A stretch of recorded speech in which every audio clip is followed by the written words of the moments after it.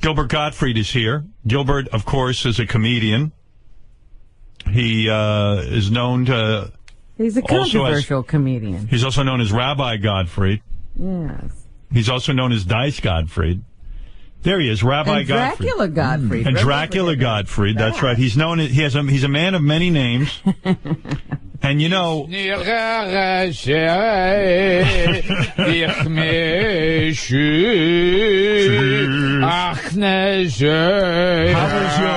Sukkot, Rabbi?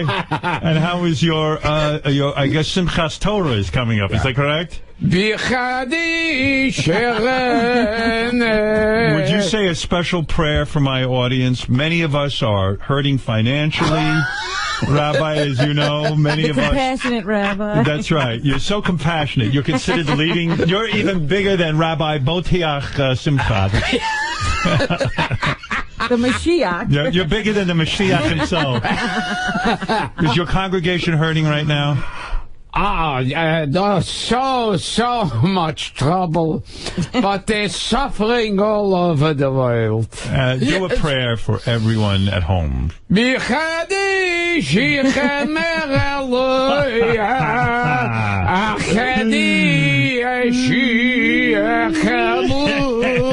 you a question. Yes. So when you were a little kid, did your parents drag you to temple all the time? Was that where you came up with this impression? It wasn't all the time. I mean, but I realized there were a lot of funerals. Right. It would always be someone, like, you know, someone's cousin or uncle or something who was dying. And you would get up. Yeah. But I'm just imagining what it was like in your house. Would you ever get up in front of your parents and say, "Oh, that was awful," and then all of a sudden do an impression of the guy singing? Oh, yeah. And would they tell you to shut up, yeah. or did they recognize your brilliance? Yeah, because I remember it was always...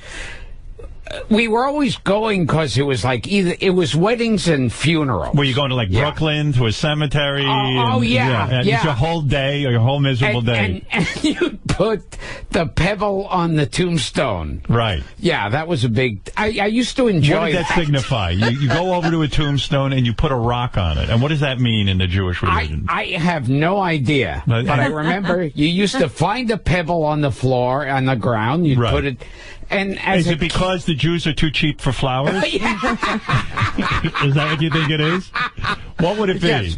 Yeah, I would think that. And then I guess the rabbi would get up and he would start singing this prayer, right? And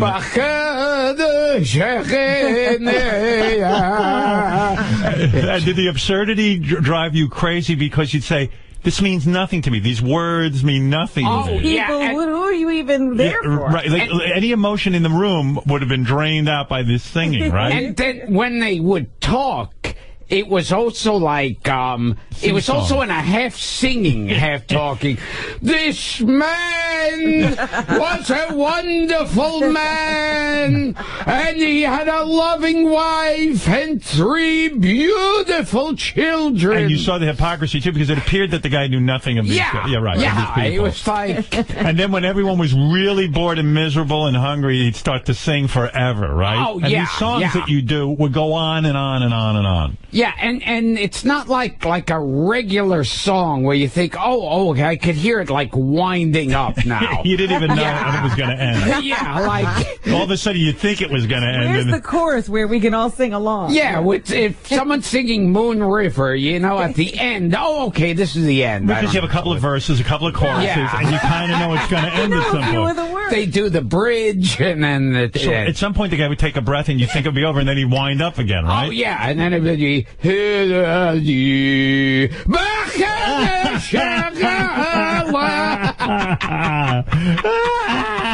And you're in a suit and a tie, and you don't know why, and you don't. And now you're angry at the fucking person who died for dragging you to this thing. Oh yeah. The only good thing was, like, if it was a funeral, somebody would buy one of those little white boxes with assorted cookies. That was part of dying in the Jewish religion. Right. So you got that.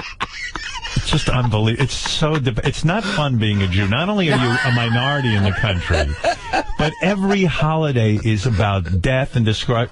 Like while... Jon Stewart did a bit on this. He said, while Christian kids were out having Easter and they had little chocolate bunnies and they had little fun, Passover was going on where you got to eat charosis, which was the mortar of dead Jews. And the bones and the blood and the lice and the plagues. There's no wonder that most Jews are neurotic, right?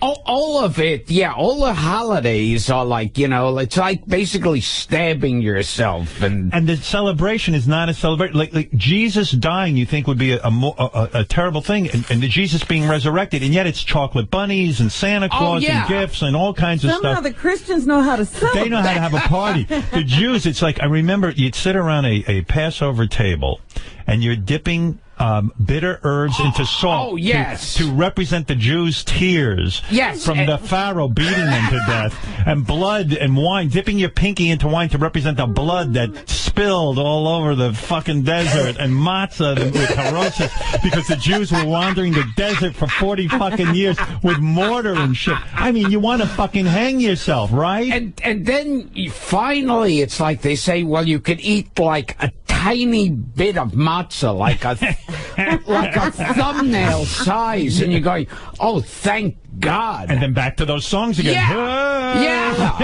And then then they pass around either wine or grape juice, and that you can't even enjoy that because that's the blood of all the Jews. The Jewish babies. So it's not a party. It's not fun. While Christian kids are having acceptance, they're part of the majority, they're having fun, they're eating chocolate bunnies and having Easter egg hunts, you're home eating the blood of dead Jews. I would go up to people's houses, and it's like they'd have a Christmas tree and decorations. Right. And there'd be all these, like, great Christmas songs and everything. And the Jews, it's like... Did you not want to be... Did you ever think of converting, or were you afraid the Christians wouldn't take you? Was there ever that thought that maybe you didn't want to be Jewish anymore? Well, I remember... I read in some article that Steven Spielberg said when he was a kid, he was ashamed and embarrassed about being a Jew. And I remember reading that and going, yeah, I think every single Jew is like really ashamed and embarrassed. And yet by it. You criticized, of all people, Sarah Michelle Gellar, the Buffy the Vampire Slayer. You said you didn't like her. This is a quote. You don't like her. In my book, I say that. You didn't like her because you felt that she's someone who is Jewish but is trying to act like she's not Jewish. What does that mean? Yeah, she said that she's not Jewish. Oh, she did? Yeah, she's got Jewish parents, but she herself is not. and I said, you just take one look at that nose. Should she go around singing those songs that you sing? That would be kind of hot. By the way, are there any real words in those songs? Is that actual Hebrew? I asked somebody who knows Hebrew. I asked Shuli. I said, is there any truth to what Gilbert is singing? He said, absolutely not. There's not one word in there. But it's close, isn't it? Yeah. It might as well be. Well, how can you connect to a religion when you're listening to a song like that you have no idea what it means? Oh, and it's also there. It's like the songs are suffering and pain. It screams of pain. Yeah, it doesn't sound like somebody who's happy. Sounds like they're on the rack. Yeah, right. I'm stretching the rack, and all of a sudden this sound comes out of you, which is, right? Whatever that is you do. I think, centuries ago, what would they call, the flagellists or something where... Right. They beat themselves with chains. Yeah. Right. And that's basically what the Jews are. And what's so great about your impression is that sometimes when you're really into doing it, you will go on forever. Much like those ceremonies. Because that's what really brings the reality to it. That it's not 3 seconds, it's 3 hours, right, of that. Yeah, it's...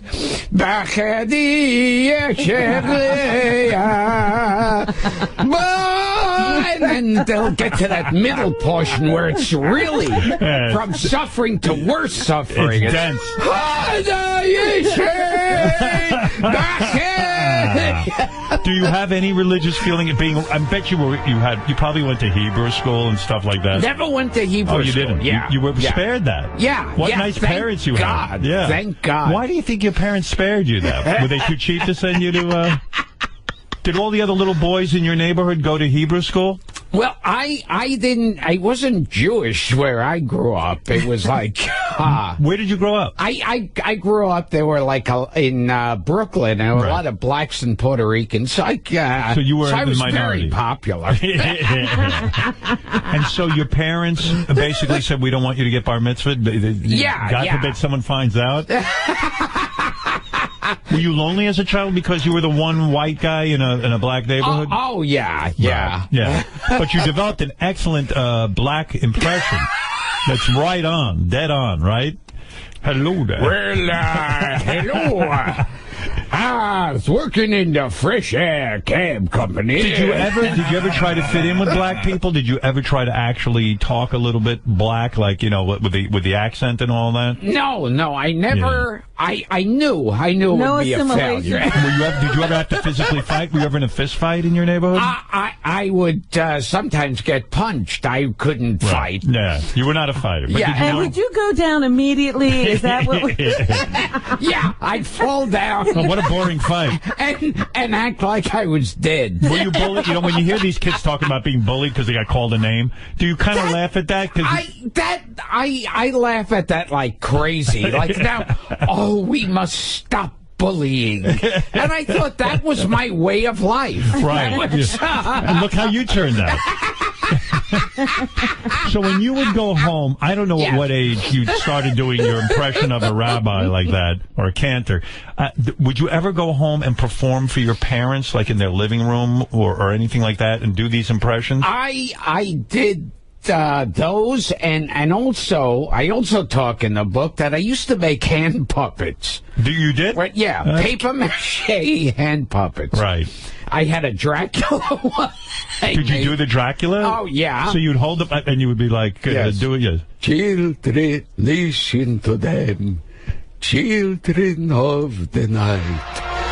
What music they make. Now, how old were you when you started your Dracula puppet? Because I imagine your parents probably thought, oh, my God, he's so fucking disturbed. Of course. But I would think this kid is a genius. Yeah. On TV. Why wasn't he your son? If I had a son like Gilbert, I would. I wouldn't. No. I would think that is fantastic. If one of my kids could do a Dracula impression like that, I'd hug him. I'd tuck you into bed. And tell you, son, we're going to make a fortune. Well, you said your father, you used to sit with him and watch Dracula. Oh, Dracula, Three Stooges, and Tarzan. Oh, yeah. Anything Dracula, Three Stooges, Tarzan, Marx Brothers, any of that stuff. TV used to be great back then. Oh, my God. It's like you turn on prime time, and there'd be a movie from the 20s. It was great, yeah. I mean, your Groucho is so dead on. Yeah. You know what I didn't realize? I was listening to a best of the other day. And I tuned in the middle, and it was Impressions Week we were doing. And it was Seinfeld, and I didn't know who was doing it. I went, oh, my God, this is the most dead-on fucking Seinfeld impression I've ever heard, before everybody started doing them.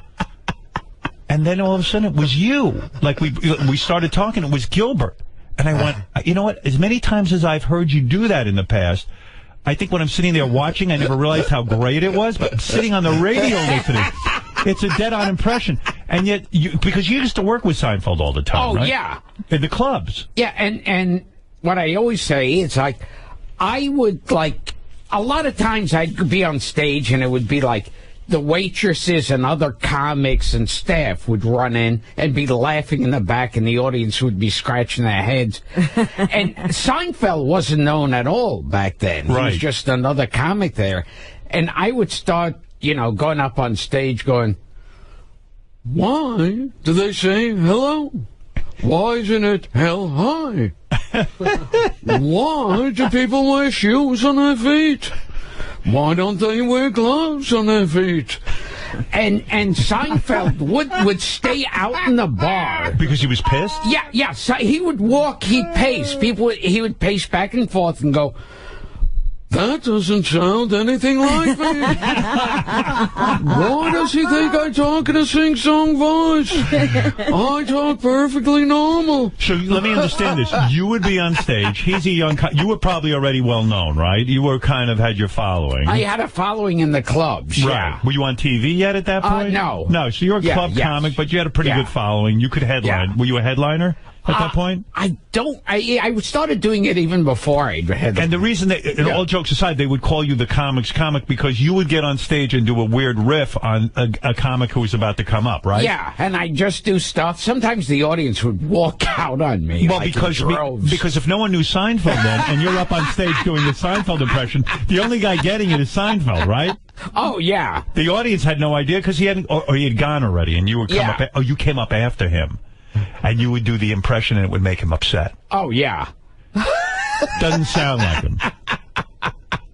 So would he say something to you afterwards? No. Never did. He was always kind of odd. Did you've met him in person? Many times I've hung out with him. I mean, I shouldn't say many times. A couple of times I've seen him. I always found with him, it's like he wouldn't look in your eyes. He was looking at the air between both of you. It'd be like that, unfocused, like. Even back then. You think he was awkward? No, it's something very strange. He always found about him. He wouldn't, because I mean, people have always criticized you as awkward and this and that and the other thing. I know, I'm calling someone. Yeah, I mean, for you to say that Seinfeld was awkward. Calling him out. You think it was just you he couldn't connect with? What would you talk about? What would a typical conversation sound like between the two of you? Oh, yeah. What the hell? Nice weather we're having. Why do they call it weather? Why does rain fall down? Why doesn't it fall up? Was his act always like that? Like he was questioning everything? I mean, did his act make you laugh, or were you actually goofing on him? Did you mean it as a tribute, or were you just like, what the fuck is this lie? Yeah, basically. You were goofing on him. Now, when he became very successful with the Seinfeld show, did he ever ask you to be on it? Oh, no. Never. No. He probably doesn't like you. No, I'm sure he doesn't. Because back in the club days, you were disrespectful to him. So go back to your home life. Yeah, okay. So when you'd come home and you do a brilliant Dracula. Yes. And you would do a puppet show with Dracula. And then you would do a rabbi at services and stuff. It didn't dawn on your parents that this is an incredible talent? I don't know. I think they were probably a little scared. And I remember I would put on the puppet shows. Do you remember those coffee tables they used to have with like a cheap tin where you fold it out and snap? Yeah. There was a bridge table, they call it. Like a bridge table, right? Yeah. Yeah. And I would throw a blanket over it and do the puppet show. And who were you doing this for? Did you have any friends? No, just like my parents. Just your parents. And would they walk by and say, schmuck, put that shit away? Or would they go, wow, there's something going on here? I think it would go back and forth. Sometimes they'd be impressed. Other times they'd be scared by... And I guess how many sisters do you have? Two? Two. Did they watch these puppet shows? Yeah, sometimes they would watch. And I remember for the I did a Dracula and also a Jekyll and Hyde. Right. And I was making up my own special effects for it. Right. Because I took an ice cream stick and broke it in half and so they came to a point. Right. And I painted one of them red.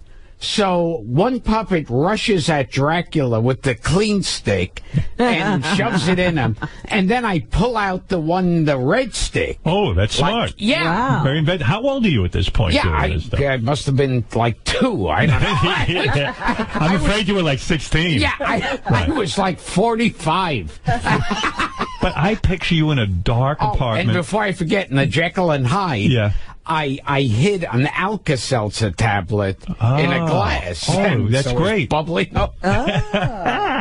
These sound like good shows. You know, I once interviewed Charles Manson. He had the same exact story. So did your father sit down and actually sit and watch, or would he just walk by and say, would you make them sit down like in a show? Because I would imagine your show actually had some content to it because you're a comedian. Oh, yeah. Yeah, and Dracula would be upset and he would be in that voice. Right? Did Groucho ever get a puppet of his own and take on? Did you ever Groucho versus Dracula? Well, I was in Transylvania. And Transylvania is a place where it's called Transylvania because different areas have names. And this area was called Transylvania. And it was with a T, because it had a T sound, like title and... Groucho, when you came up with so many of your great acts, Groucho, your brothers, were each of them treated equally, or were there some you liked better than others? Well, Harpo was a very... You know... You might not know this, but Harpo was called Harpo because he played the harp. And sometimes in our movies, he would play the harp. And I don't know if you remember that he did in fact play the harp. So they called him Harpo. Groucho, do you think you single-handedly killed the talk show format? Groucho, I remember you would go on the Dick Cavett Show with Johnny Carson, and everyone was excited to see you, except you were almost fucking senile at that point, with your golf cap and your... And you'd get on, and I mean, right? I mean, Groucho would tell stories, because you're doing the impression of the near-dead Groucho, and everyone was so excited that Groucho was coming on TV. Yeah, I remember. I would, because, you know, you'd see... Stay up, yeah. Yeah, you'd remember him from Duck Soup was on all the time. Yeah, right, young man. And he was dancing and doing all those weird songs and stuff, and then You Bet Your Life, and he was always... And then they go, and ladies and gentlemen, Groucho Marx. They go da da da da da da da da da da da, and you'd see this guy creeping out with the golf hat and like a turtleneck and a jacket. It was so sad. And he talks slow, and you go, oh my God. You know, I don't know what the ratings were for those shows in those days, but I imagine like every TV would turn off. I mean, at some point, Groucho probably couldn't even get booked on these shows. Oh, I'm sure. Because you're like, oh wow, we're going to get to talk to Groucho, one of the greatest comics of all time, a legend. And then this fucking senile old man would come out, and suddenly you're like, oh shit. And you'd remember him from his young days when it would be machine gun fire. Oh, he had a wit, yeah. Yeah, I mean, his jokes would be one after the other, and he'd be ad-libbing and everything. And now he would say a joke, and it seemed like it was all prepared. And like you know, someone would say, so I heard you are going fishing. Well, that sounds pretty fishy to me.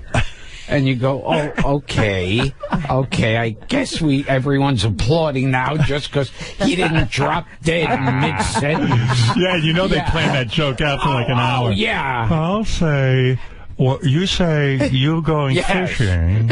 And I'll say, I once interviewed Milton Berle on television. Oh, yeah. And he was old at that point and stuff. Oh. And he insisted on seeing me beforehand. I said, no, I don't want to do that. Why don't you just get out and talk? He goes, no, I will not walk out unless Howard comes back and talks to me. So I go back to the dressing room, you know, begrudgingly. And I'm like, I don't work like this. And so he says to me, sits me down, and like for an hour, he's giving me this harangue about, look, Howard, I want the Emmy for my appearance on, he was on Beverly Hills 90210, and he thought he deserved an Emmy. Oh, God! Yeah, so he goes, I deserve the Emmy. He goes, but I can't say it. You'll say, oh, my God. Uncle Milty, you were fantastic in the Beverly Hills 90210. Then I'm going to go, no, Howard.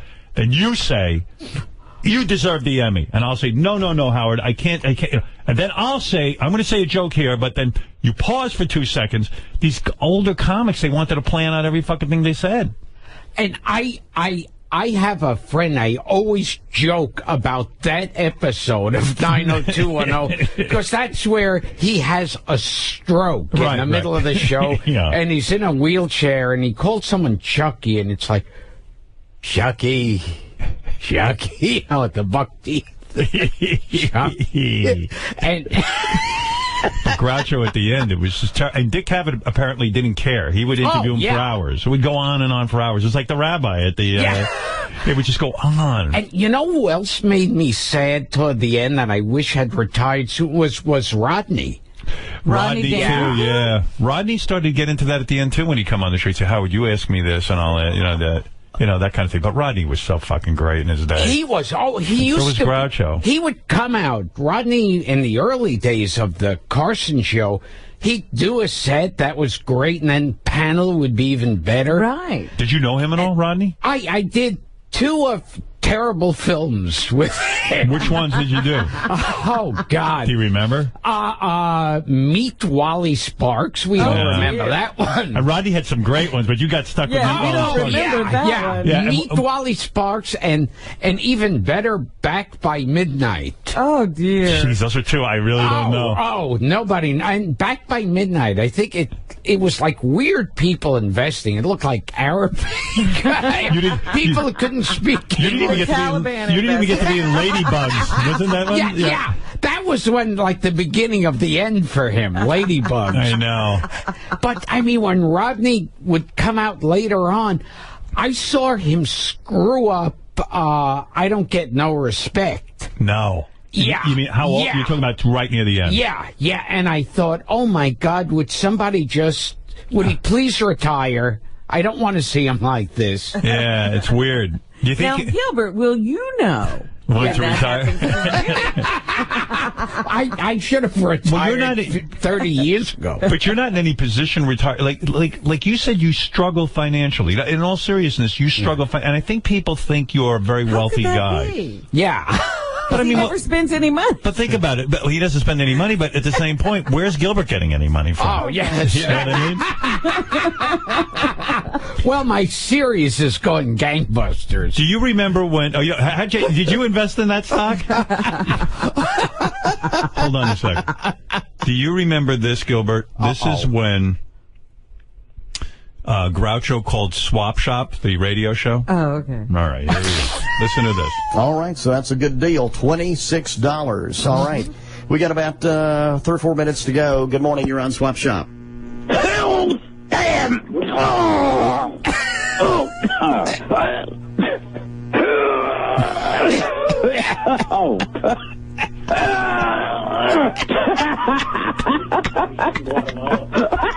Hello?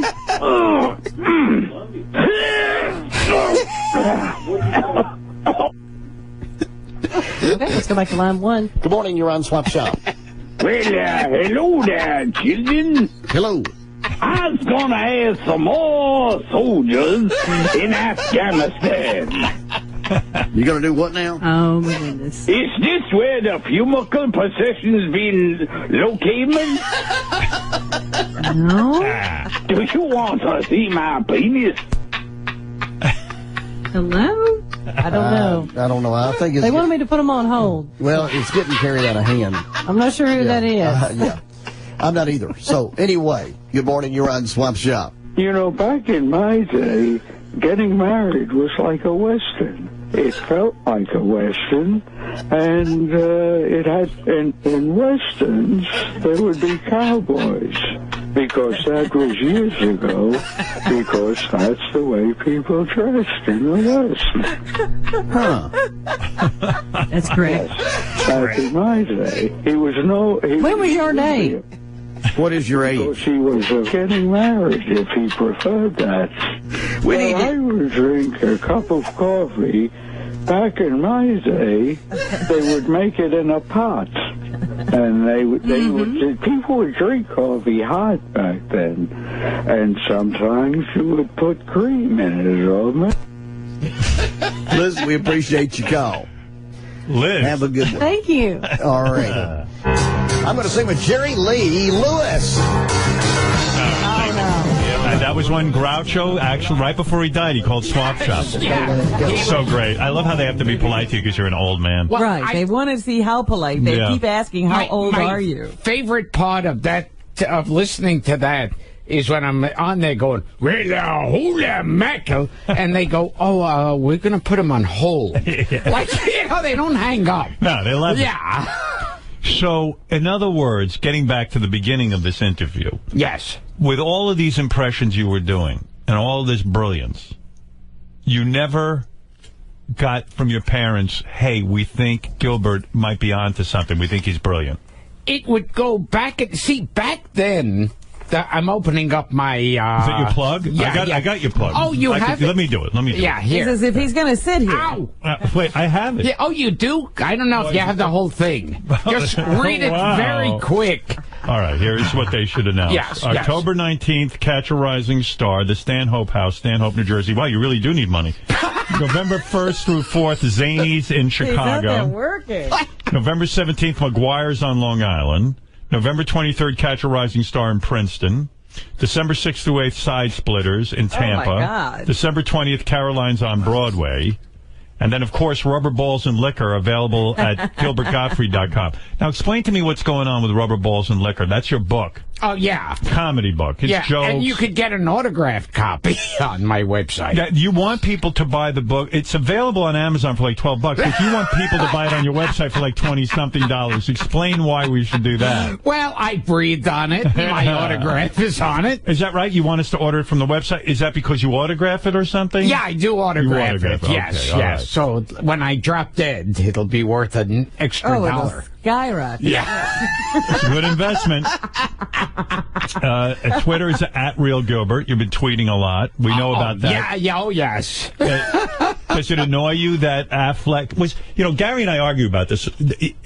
Gary says Affleck is the reason you're suffering because you made a tremendous amount of money with the Affleck commercials. I go, Gary, I don't think Gilbert made a lot of money with that. Did you? It was good money, and I love the fact that now they've got a guy imitating me. I've heard it, yeah. Yeah, there was so much against me that here's the best part about it is that before the tsunami hit, my agent was negotiating for a new term. And someone at Affleck said, we can just get rid of him and get someone to do his voice. Well, that's the same logic they did at NBC Radio, where they said, we can get rid of Stern. He's a big troublemaker, and we'll just get somebody to talk a lot in the afternoon, and we'll get him a female sidekick. Oh, yeah. Yeah, it's that kind of thinking. But the value of having you as the Affleck duck is, I imagine when you went and did these commercials, you kind of brainstormed with them, and you jammed a little bit, and you could do lines as the Affleck duck. Oh, yeah. And then they would also... Oh, and then what really pissed me, when they did that whole thing, we're looking for the new voice. Of the Affleck duck. And they would start putting it on my Twitter account. Really? Yeah. And that really... What do you mean they put it on your Twitter account? Well, like on my Twitter and emails, you know how you get, like, these phony bullshit ads? Yeah. Where they go... Hey, ask any of my buds. They'll tell you that I don't believe in these investment plans, but wow, I just put some money in so-and-so trust and got this, how those bullshit. Or I didn't think my penis could get larger with this. Right. I knew that was bull, and they were putting those like, hey, man, I was hearing about this Affleck audition thing, and you could go there at 603-11. Was it a lot of money, the Affleck? Gary, what did you think it was that Gilbert was getting paid? Could you say that over the course of doing the Affleck duck, did you make over $300,000 for that? No, you said he made $300,000 a year. A year. I don't think you made $300,000 a year. I made good money. But not $300,000. Gary's got it. Well, hold on. He's not really saying. Yeah. Is it more than $300,000? Was it 6 figures? What? Are you uncomfortable saying it? Is yes. that I'm telling you, he made more. He made good money. That's a national spot. Yeah, but I don't think it was over $300,000. I think you think it's way more money than it was. I think it was over $300,000 a year. I don't. But I think it's unfortunate that the guy that can answer is right there. But I think you think that Gilbert makes a lot more money than he does. Well, I think Gilbert has a lot of other enterprises. He does a lot of voiceover. He did the Disney voiceover. He's had a lot of commercial spots. You get paid for that one. Like, you think that... But when they bring him back for the next movie, doesn't he ask for more? Like, you did the first Disney movie, right? Yes. When they bring you back, do you have any leverage? No.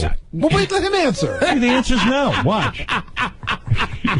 Go ahead, Gilbert. Well, I have the best agents in the world, because when I came back for Problem Child 2, the agent says, "Oh, they want you back for Problem Child 2. They're offering you this much."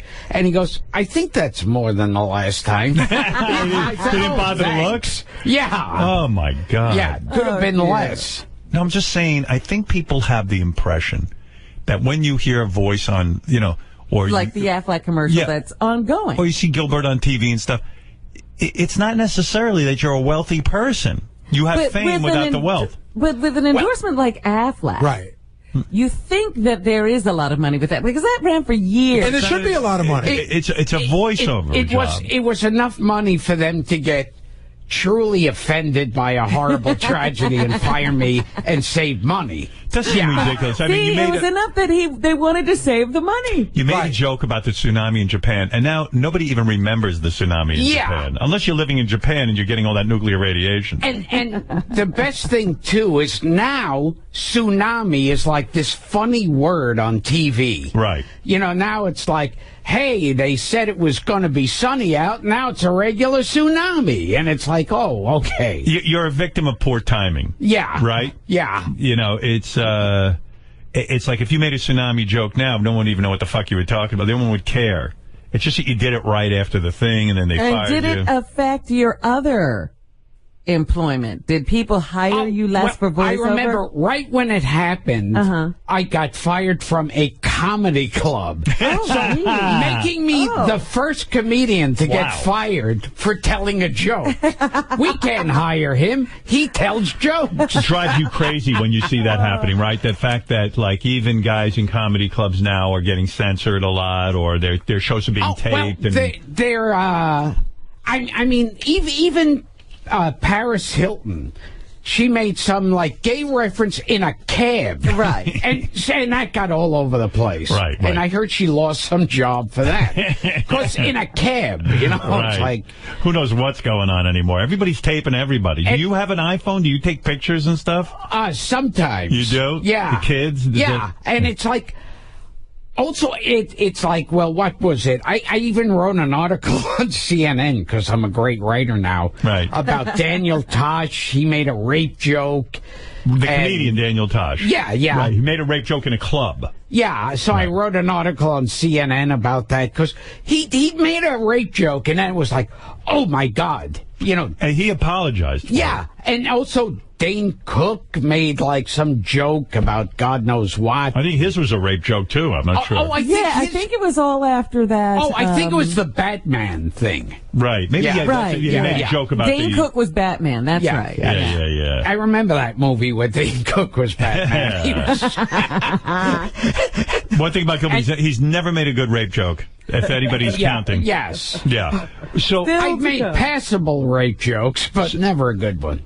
I still find it amazing in your career trajectory that Saturday Night Live never used you the right way. Oh. Because your impressions, even your Seinfeld, I'm just talking now, back when you were on it, the Groucho thing would have been a great character, even if it wasn't just a talk show with this old doddering man would have been great.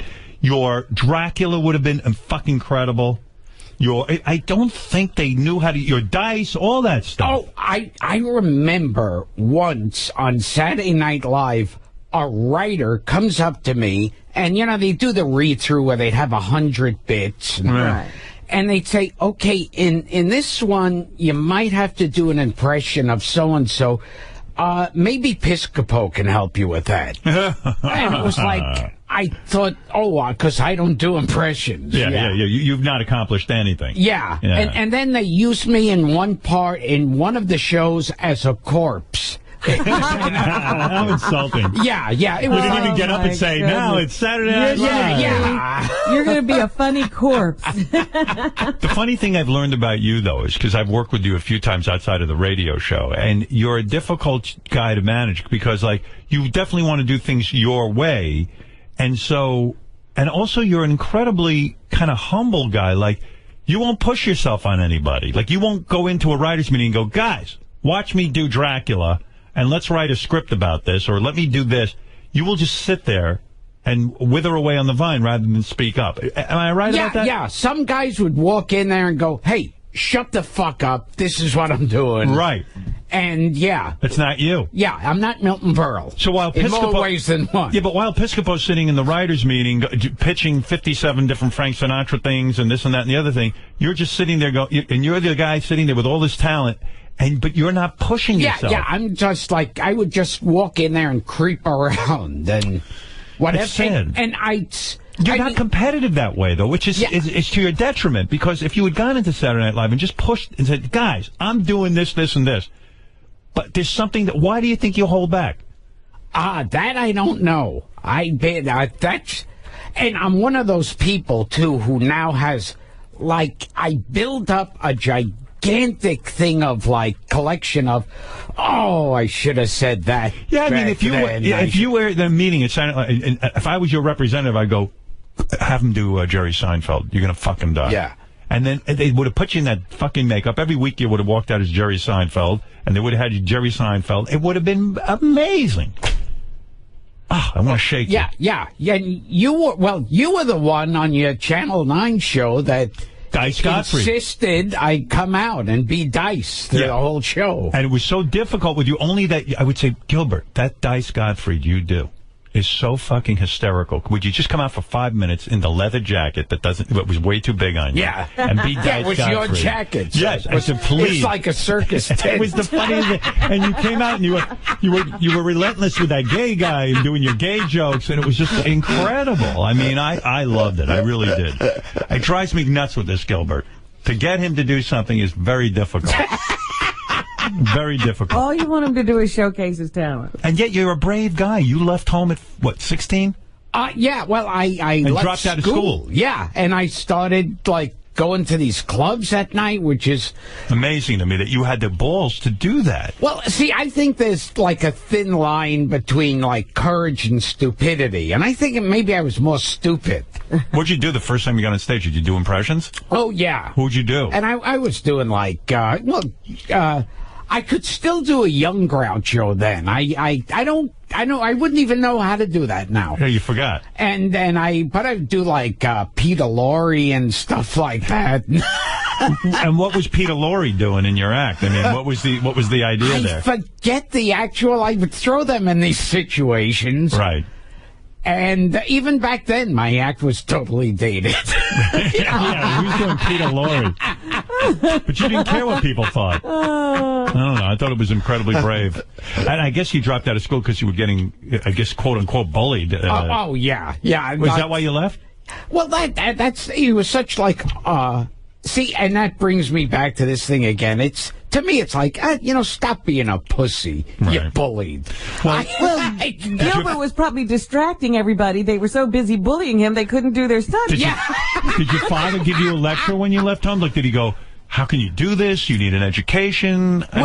This was like before the whole comedy boom started. And like after that, it seemed like when the comedy boom was going on, it seemed like, every single person you met was, I'm doing comedy now. Yeah. And there was comedy clubs on every corner.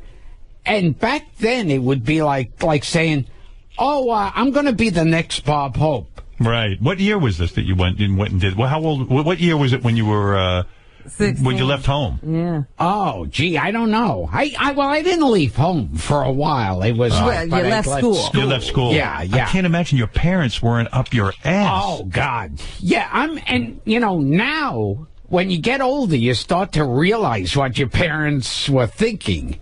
Back then you go, they're two like assholes. They don't know anything. Yeah, right. And then when you get older, you go, oh my God. Did they freak out? I mean, that must have been a family scandal. That young Gilbert dropped out of school. Yeah. Did you have to go tell them, or you just dropped out of school? It was so idiotic, like I do everything in my life.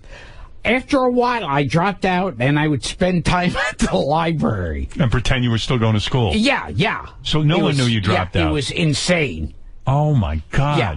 Were you a class cutter a lot, or leading up to this? Were you a bad student? Yeah, and I failed everything. So how do you know how to write? I mean, technically, how do you know how to write? I mean, with commas and grammar and all that. Do you have somebody correct all that stuff, or were you good at that? I mean, they have to correct it. I figured out some of it over the years. Right. but they had to correct a lot of it. You didn't have a really good education. No. Are you sorry now? Do you ever fantasize about like taking some sort of adult ed or like learning things? You know what's funny is that I meet so many people who graduated college with degrees who sound like total assholes. Right. Do you read a lot so you can? Yeah. You read a lot of books. Yeah. That's your thing. Yeah, and I used to read Famous Monsters of Filmland. Oh, really good books. But it's unbelievable. I mean, I think about like dropping out of school and having to tell your parents. Insane. Oh, my God. Insane. Yeah. Oh, my God. And then if you fuck up as a comic... Oh, man. Then you look like a complete idiot. Yeah. Yeah. Did they say to you, if you fuck up, that's it? We don't want to see you again? Did they try to sort of disown you for doing this? They I think in the beginning especially, thought this was crazy as anybody would. Well, even now, when there's more opportunities... When I hear someone saying, oh, well, like, I'm trying to be a comic, I feel like, oh, you asshole. Why don't you... Is it a horrible life? Yeah. I feel like, well, also, all the years I was doing the clubs for free, waiting to get on stage. Man. And I think about all the people that I saw every single night for years.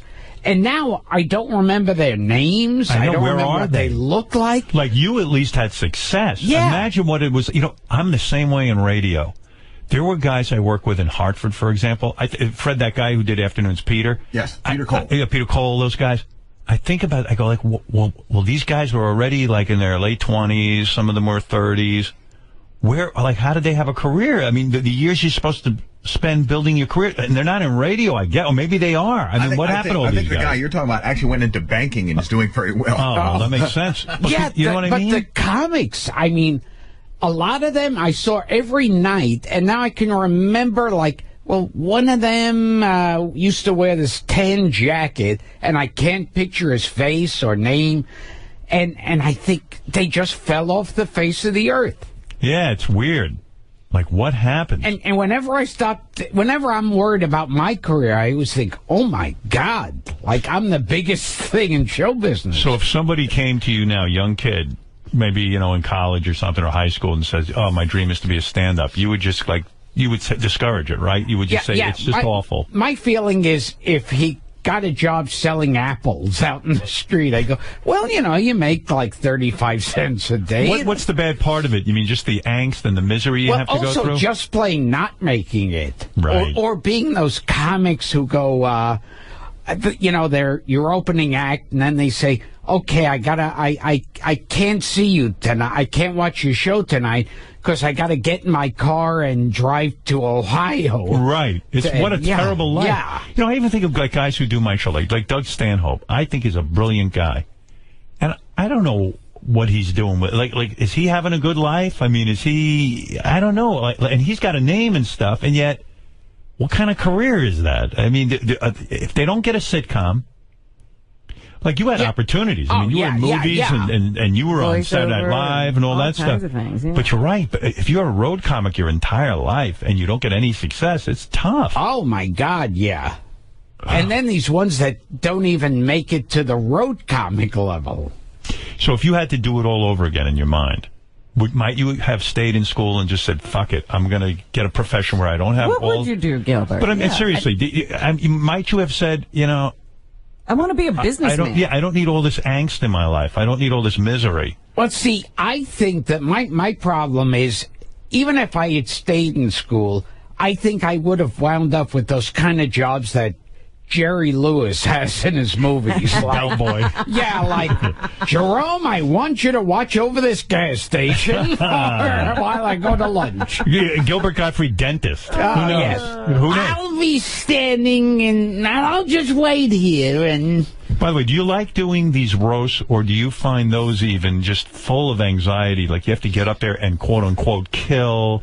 And you have, like, you just did the Roseanne roast. And and it was great. I saw it. It was a lot of fun. Yeah, I got a standing ovation. Yeah, but do you have to sit there, even though you've been in this business 1,000 years, do you have to sit there and worry that you're going to bomb and tank each time? Always. And before I go on stage now, I'm thinking, I can't do this. How do I walk out there and just stand there and... Because it seems stupid at this point.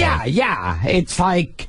And I imagine rock band guys who get older, like when you're 19, it looks kind of cool. They must feel like complete assholes when they're 50 out there. And they've got their hair is really long on the sides, and they've lost it on top. Yeah. And they can't see or hear, and they're leaping up in the air. They can't do, and they must be So you went. So when you go to Roseanne, it's like all of a sudden you're writing material like it's like you're a beginner.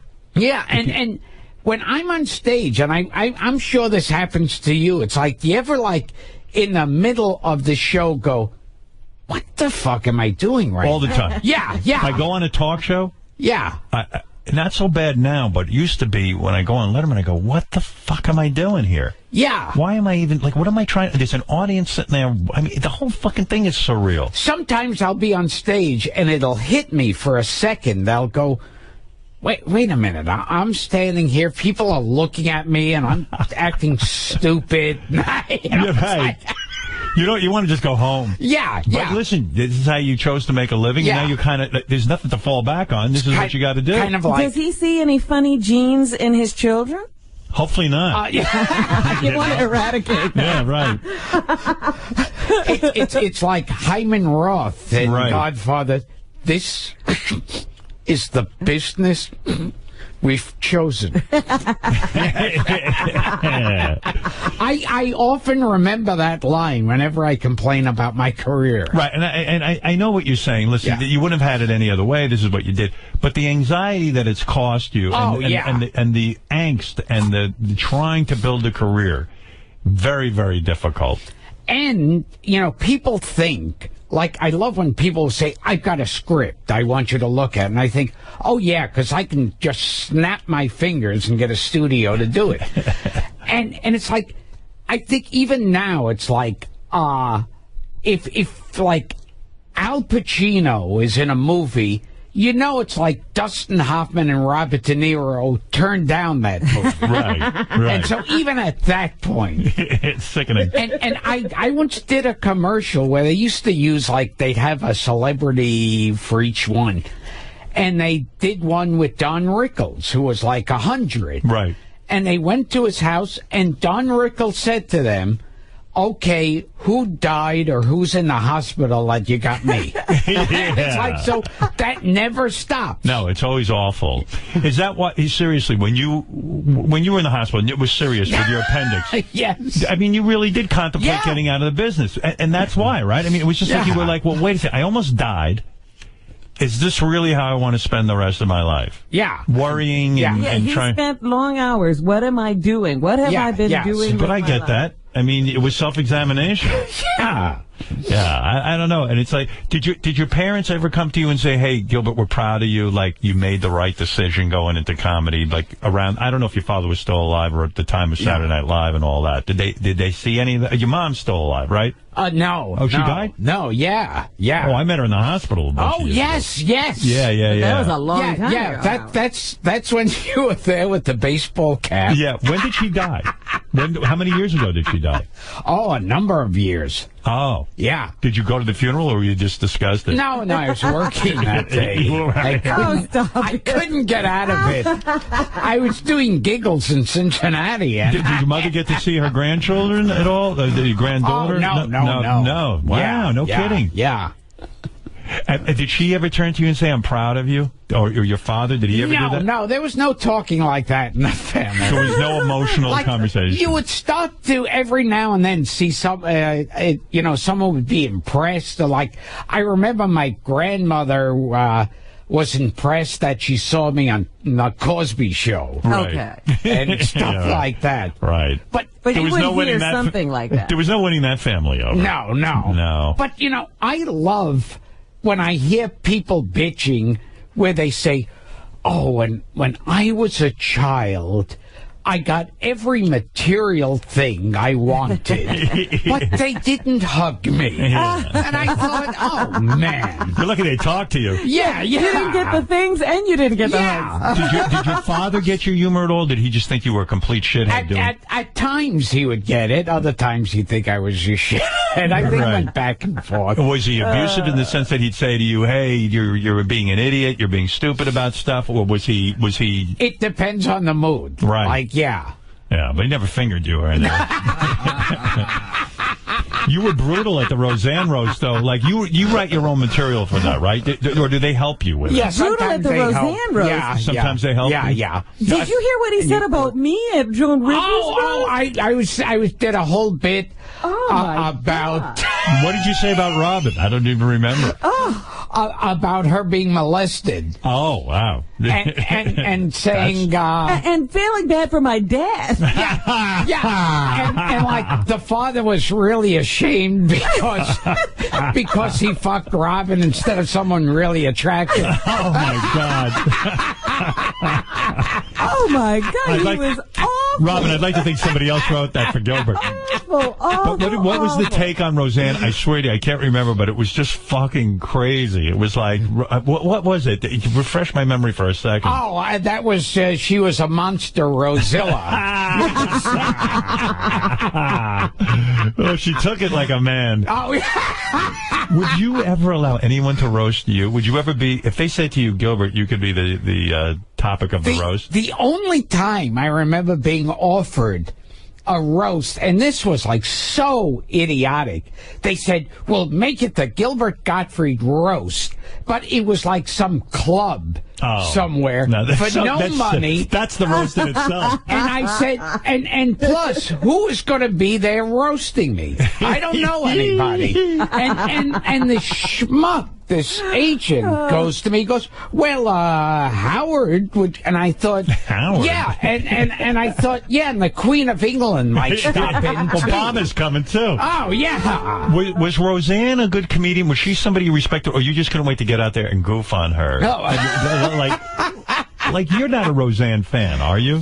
On and off. It was like, I actually, she's one of the people like you who, when that whole tsunami thing, she like spoke in my favor. Right. Oh, so that's good. Yeah. Is that why you agreed to do it, or was it for the payday? Yeah, the payday. Was she a good comedian in her day? She was a good comedian, but yeah. Are you one of those guys that goes, no women can be funny kind of thing? Is that... I mean, there's like a handful. Like, I like Joan Rivers. Right. You know, she was very funny. Yeah, right. And she, another one who stood up for me. I would think Sarah Silverman you would like. Have you ever seen her perform live? Oh, yeah. Because she'll do rape jokes. She'll do... Yeah. I mean, she gets about as down and dirty as any dude I ever met. Or you're not a fan? No. She's funny. You like her? Yeah. You never fucked her, did you? No. But do comedians drive you crazy, the ones that achieve huge success, and you kind of think they're not that good? Oh, constantly. Is there someone that drives you crazy? Yeah. Like someone who just stinks, and then like you go, what the fuck? How are they successful? Yeah, I mean, I watch that all the time, and I go, I don't get it. Well, it's just like when a movie comes out, and it's the biggest movie of all time, and you watch it, and you go, what is this? Did you ever try to write a movie? No. I'm the one person who's never tried to write a movie. But why, though? I mean, you've got a brilliant mind. Why not do it? Yeah. No? I don't know. Just not motivated. Yeah, just not motivated. It's like high school. I'll drop out. He doesn't want to name the names of the comedians. Yeah. No, I think we missed out on that. And you know what's funny about it? Even in comedy, there are certain names. It's like if they ask you who influenced you. Who influenced you? Who influenced you? You have to say Richard Pryor. Right. Even if you've not Never familiar seen with him. one line he ever said. You go, oh, Richard Pryor. Especially black comics. Oh, Richard Pryor. Because they don't want to say, oh, well, like the Beverly Hillbillies I like. Well, it's funny because like people used to say that to me about Imus. They'd go, well, Imus must have influenced you. I go, I never even heard Imus. But people are incredulous. They go, what are you talking about? I go, I really I never listened to AM radio with Imus. The first time I heard Imus was my father sent me a tape. I was working in Washington, D.C., and I said, hey, NBC's thinking of hiring me. Can you send me some tapes of this guy Imus? He's the morning guy. And people find that remarkable. And Richard Pryor, I mean, I remember watching Richard Pryor, but Eddie Murphy had more of an impact on me with his stand-up than Richard Pryor did. Yeah, you'll ask, especially black comics, you'll ask like one who's like 15 now, and they'll go, oh, Richard Pryor, really? Who influenced you? Richard Pryor. Yeah, Richard Pryor. Oh, and of course, Lenny Bruce, if you're a little older. Yeah, right, the whole Lenny Bruce thing, too. How many guys you know really actually heard Lenny Bruce? Yeah. And when you hear those tapes, you get fucking bored out of your mind. Yeah, you're watching, and it's like, hey, man, Dick. And then you talk like that, right? Like, you know, I play the bongo, man.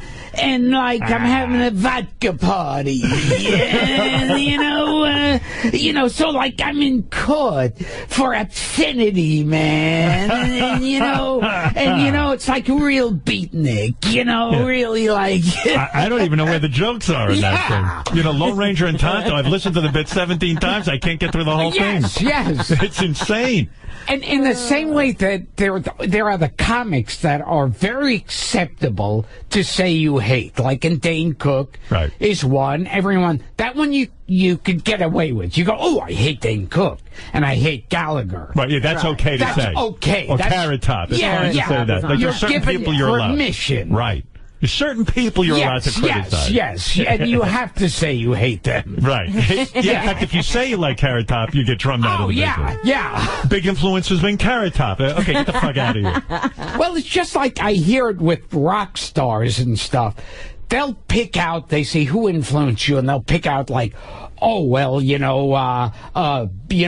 Toothless McGee, and I some weird old blues guy. I was afraid to admit on the air this morning that I like Gangnam Style. You know what I mean? Because like people will goof on me for my musical taste. Who cares? Yeah, you're not going to say, I was a big Madonna fan, because that'll make you unhip. But do you remember, like, what age you were when you decided you wanted to be a comic? I bet you were really young. I was really young, yeah. And who do you think influenced you? And who was it? Yeah, where did you see I watched so many comics on TV, and I would watch the Marx Brothers and Jerry Lewis, and then they had all those variety shows. But you never saw stand-up. Would you listen to records of stand-up comedians? I listened to a few that other people had, and those were always the most depressing. Yeah. Stand-up albums. Except for the dirty ones like Mom's Mabel. Oh, yeah. Yeah, right. I was talking to my husband the other day. Why on Saturday Night Live didn't they dress you up as an old black woman and be Mom's Mabel? You would have been... I think they blew it with you. See, that was another thing. I would do imitations like that on stage. But that's funny. I would go like, well, it's not to be him of an awful creature. Well, listen, Gilbert, you're a delight. Yeah. Of course. Let us give your plugs. We learned more about Gilbert today than we have in a long time. We learned a lot about Gilbert today. Yes. It was one of the, you know what? It's like Haley's Comet. Once every 70-some-odd years, Gilbert's the real Gilbert. Oh, wow. And I just remembered, when you were playing those tapes of me. Yeah. Is that, like, a lot of times when I'm not on the show and I'm not even listening that morning, right? I'll know that you'll have my laugh on tape that you'll play during the news. Yeah, right. And because I'll get a bunch of tweets, angry tweets. How can you laugh? How can you laugh at a child being murdered? They'll go, maybe you think.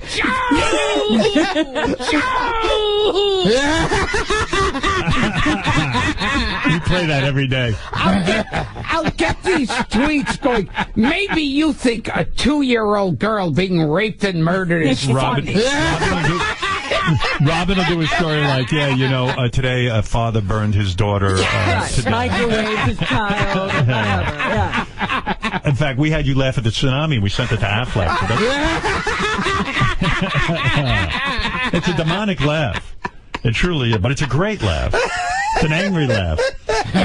Gilbert Gottfried's book, Rubber Balls and Liquor, is in stores now.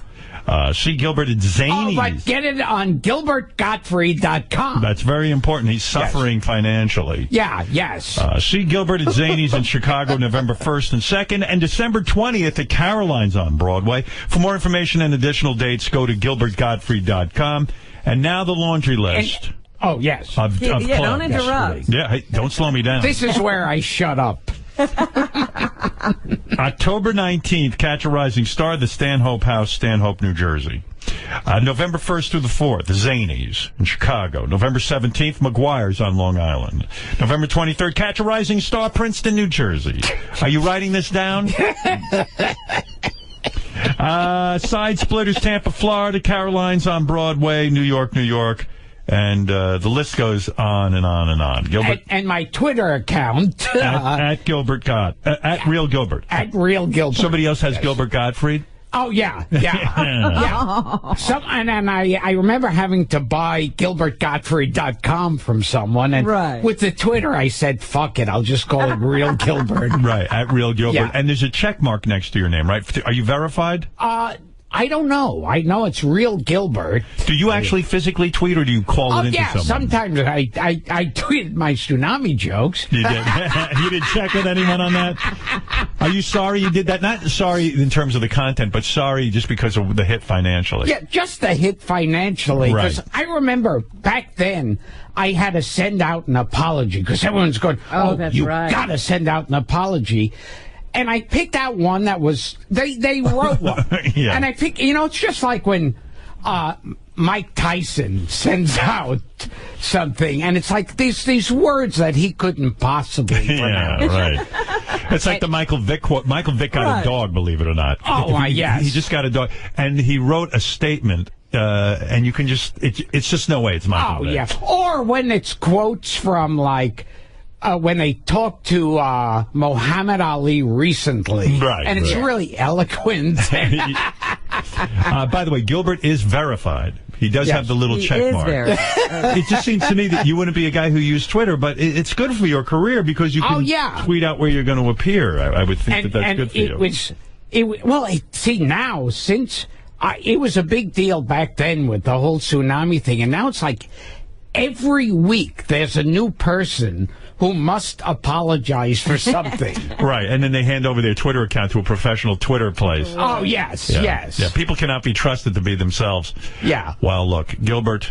Well, what does Gilbert think of the joke at this point? Was it a good joke? Oh, the tsunami joke? The tsunami joke. I made a few of them, and it's like some were funny, some were dopey. Right.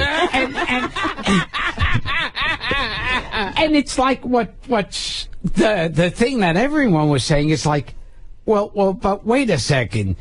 You were in the Aristocrats, and you're on Stern all the time. Well, and now they're shocked. It's so crazy because really, I look at those jokes, and every Wall Street guy starts telling these jokes after a tragedy. Right. Any tragedy. I mean, come on. Even before the internet, these would spread like crazy. Right. Like with the space shuttle, there'd be like 10 that would immediately come out, and everyone knew them in 5 minutes. Where did this statement occur where you gave a eulogy to Phyllis Diller? You liked Phyllis Diller. Oh, yeah. What was that, for Time Magazine? That was also CNN. Oh, CNN. CNN.com. And I mean, even when you wrote There's Daniel Tosh and the Phyllis Diller. Yeah, and even when you wrote your sort of eulogy about Phyllis Diller, you were kind of like... making jokes about her, too, even though you appreciate it. Oh, yes, yeah. Yeah, you're not a serious guy. You're never going to make a serious... If I drop dead tomorrow, you're going to say, You're not going to cry. But he was a big nose schmuck, right? Yeah, I'm gonna go up and do 5 minutes. Yeah, right. It's just never going to happen when you're serious. All right, look, we're going to leave you now with Gilbert calling a gay bathhouse. A classic. That's right. Here we go. Here's Gilbert and the gay bathhouse. Gilbert, thank you for being here today. Thank you. And here we go. What are you, a homo? Ow! Tommy? Yes. Hickory dickory dock. Ow! All right, say something worth listening to. Or... Ow! You fucking dickwad. Please stop annoying me. Why don't you come on in here and then we'll talk. You fucking asshole. Come on, come down here. Don't call me on the phone, you pussy. What are you, a homo? Are you? Yes. Do you have the address? Come on down and fuck with me, you little fucker. In your face. In your face, fuckface. Come on down here, motherfucker. Come on, pussy. Hey, that's the best you can do. Okay. Come on down here and say it to my face, you motherfucker. Okay. Do it. Get down here. Hurry. Fucking knock you next week, motherfucker. Oh, I love this. Come on. Bring it on, motherfucker. Bring it on. Oh, I don't like Groucho, but Dick face. Come on, bring it on. Yes. Fucking, my muscles feel so much better now. You're just gonna call me on the phone and be a dick. Did you ever go down there? Here and try it. Oh, that's right. Asshole. Oh, excellent. All right, there it is. Good for you. Good for you. One of your classics. Oh, yes. Congratulations on that. Brilliant work. All right, Gilbert Gottfried, everyone. Go see him and get over to his website and buy his books. We'll be back right after these words.